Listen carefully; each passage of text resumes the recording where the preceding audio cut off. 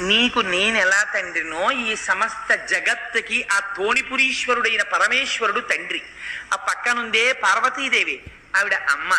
ఎప్పుడు కష్టం వచ్చినా నువ్వు నాన్నగారండి అని పిలిస్తేనే పరిగెత్తుకొస్తున్నానే, అలా లోకంలో ఎవరికైనా కష్టం వచ్చినప్పుడు ఆర్తితో వాళ్ళని పిలిస్తే వాళ్ళు వచ్చి తీరుస్తారా అంద. అయ్యా పార్వతీ పరమశివ, పార్వతీ పరమశివ అంతటి పరమశివుడు కూడా గబగబా వృషభ వాహనం ఎక్కి అమ్మవారిని తొడ మీద కూర్చోబెట్టుకుని వచ్చేసాడు. వచ్చేసి పిల్లవాడు ఏడుస్తున్నాడు.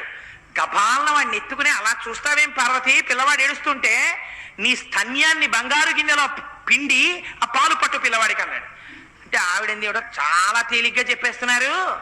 వీడికి పాలు పడితే ఏమొస్తుందో తెలుసా? శివజ్ఞానం వస్తుంది. పట్టనా అంది. ఏమొస్తే నాకెందుకు, వాడు పిల్లవాడు. అమ్మా నాన్న అమ్మా నాన్న అని మనం ఉన్నామని నమ్మి ఏడ్చాడు. మనని చూసి పట్టేసేయి అన్నాడు. అంతే. అమ్మ వెంటనే ఒక బంగారు గిన్నెలోకి తన స్తన్య